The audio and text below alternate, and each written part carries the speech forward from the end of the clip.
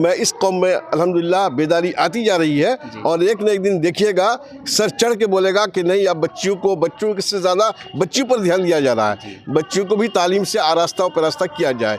इस सिलसिले में ये तमाम इक़दाम जो है ये बहुत मुस्तहसन इक़दाम है और ये कदम होना ही चाहिए। बच्चियों के तालीम की तरफ तवज्जो बहुत लोगों का हुआ कि नहीं बच्चियों का ही हॉस्टल कर दीजिए तो अच्छा रहेगा, तो लॉकडाउन के बाद मैंने बच्चियों का ही हॉस्टल कर दिया। दोस्तों अभी हम मौजूद हैं बायसी इलाके के बांसबाड़ी गांव जामिया नूरिया रज़विया मदरसे में और यहाँ के बहुत सारे मुदर्रिसीन मौजूद हैं और मदरसे के प्रिंसिपल हाफिज़ मुनाजिर साहब हैं और भी दीगर मुदर्रिसीन मौजूद हैं और दीगर उलमाए कराम और दीगर लोग भी मौजूद हैं और यहाँ के मुम्तहिन मौलाना शाकिर असगर साहब मौजूद हैं। मदरसे में क्या क्या निज़ाम है, कैसी तालीम हो रही है, लड़कियों के क्या निज़ाम है, सारी जानकारी मौलाना शाकिर असगर साहब से जानेंगे। हज़रत बताएं कि ये मदरसा लगभग कितने सालों से चल रहा है? 1995 का इसका सने क़याम है जी। जामिया नूरिया रज़विया के नाम से जी। इसमें लिल बनात बोर्ड में नहीं जोड़ा गया है लेकिन लिल बनात कर दिया गया है जी। और ख़वातीन लड़कियाँ पढ़ती हैं माशाअल्लाह।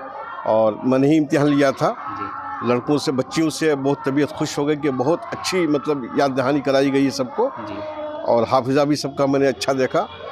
और अभी आज जो प्रोग्राम है ये क्या प्रोग्राम है, खातून जन्नत कॉन्फ्रेंस वो जश्न रदाए क़िरात, इसमें आसपास के और कुछ दूर दराज से भी कुछ लड़कियां आई हैं जो मौलिमा अंदाज की हैं और वो सब मिलजुल के प्रोग्राम चला रहे हैं माशाअल्लाह। बहुत अच्छा है, तबीयत बहुत खुश हो गई देख करके।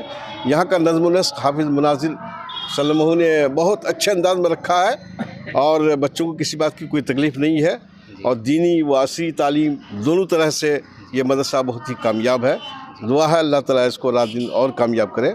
बहुत अच्छा लगता है। लगभग कितनी बच्चियों का रिदापोशी? कितने बच्चों की रिदापोशी है? 8 बच्चों की रिदापोशी है। वो बच्चियाँ तमाम बिल्कुल मौजूद हैं और इस इदारे के हक़ में तो मैंने एक नज़्म भी कह के बच्चों को याद कराया है।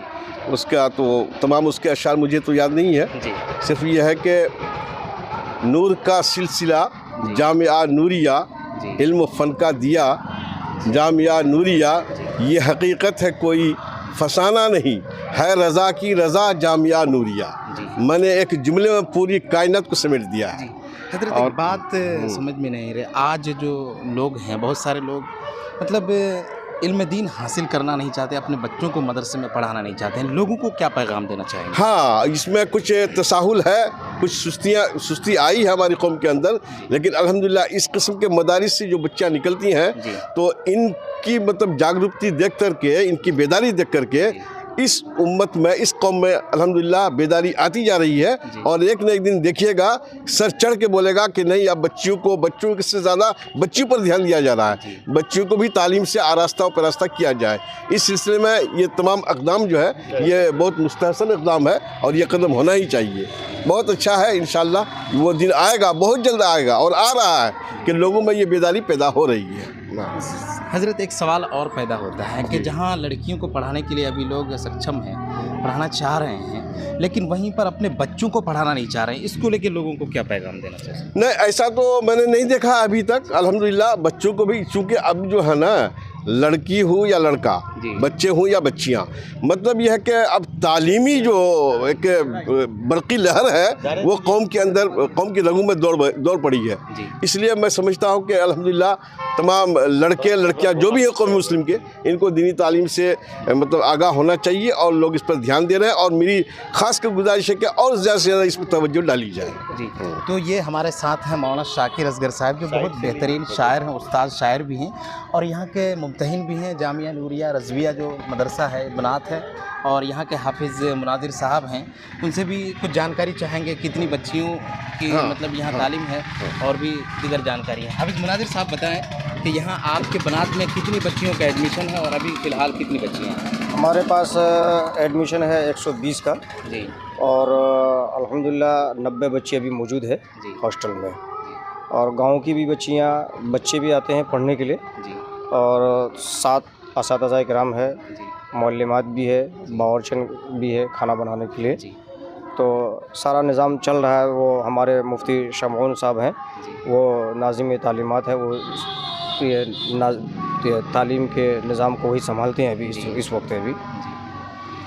तो अभी लोगों को क्या पैगाम देना चाहते हैं कि पहले ये लड़कों का मदरसा था लेकिन बनात आप तब्दील किए हैं और फिलहाल बनात की तरफ हम इसलिए आ गए कि लड़का जो दूर दराज तक भी पहुंच जाते हैं तालीम हासिल करने के लिए, जी और बच्चियों को दूर दराज जाने के लिए बड़ी परेशानी उठाना पड़ता है। इस वजह से मैंने अपने आप को मैं सोचा और लोगों से भी मशवरा किया, तो बच्चियों के तालीम की तरफ तवज्जो बहुत लोगों का हुआ कि नहीं बच्चियों का ही हॉस्टल कर दीजिए तो अच्छा रहेगा।